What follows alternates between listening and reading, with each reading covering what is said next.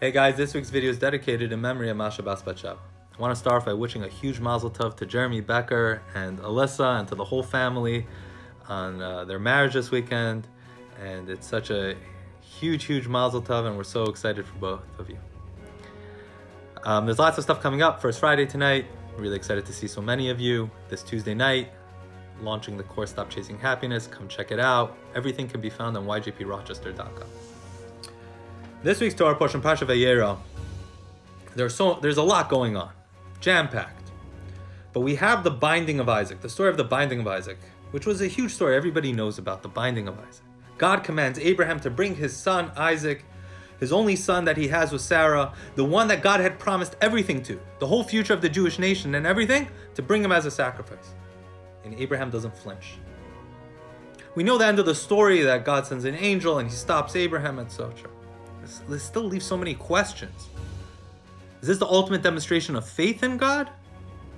And if so, then what kind of God was Abraham having faith in that would ask him to do such a thing? It leaves so much like, what was going on here? See, God puts us in an impossible paradox here on this world. It's the outrage paradox. Because essentially we believe that God controls the world and God is good and just and punishes the wicked and rewards the righteous, and it's equal, and there's equality and justice in this world, and God is doing everything good. Yet our experience when we look around the world flies in the face of that, and so we get outraged. This is not what's supposed to be happening. This is not what we signed up for.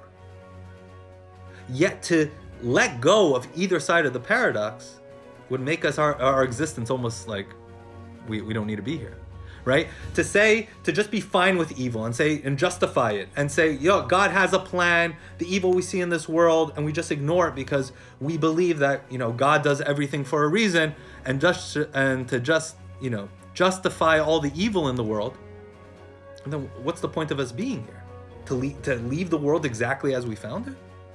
And what kind of God are we believing in that would do such a thing?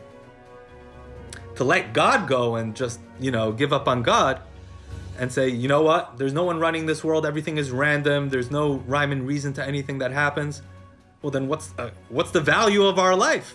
What's the value of anyone's life? So it's all random anyway. What value do we have in being here? What do we add? And then why get outraged at all? There's no point to the outrage. And so this is the paradox. This is the difficult paradox that we live with. And Abraham was the first one to demonstrate how we live with it. We live with this paradox created by a God that is beyond any of our understandings in any way, shape, or form. And Abraham demonstrated that faith in God is not just a picking and choosing what feels good. It's beyond our understanding. And there's this constant tension. And to live with that, to try and make this world a better place at the same time when we see so much going on that needs fixing.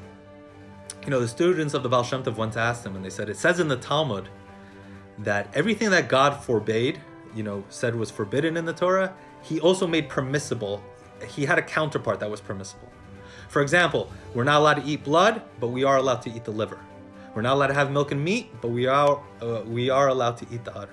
So they asked, what's the counterpart for the sin of heresy? For not believing in God? What did God, what did he make as the counterpart? And the Baal Shem Tov said, acts of kindness. Why? Acts of kindness? How is that the counterpart? The Baal Shem Tov said, because when you do an act of kindness, right, you don't say, when you see somebody suffering and is in terrible pain, you don't say, oh, God runs the world, God will take care of it. God has his reasons, he'll take care of it. No, you do everything in your power to relieve the suffering from that person, as if there was no God. You become a heretic in God's name. Think about that. Shabbat Shalom.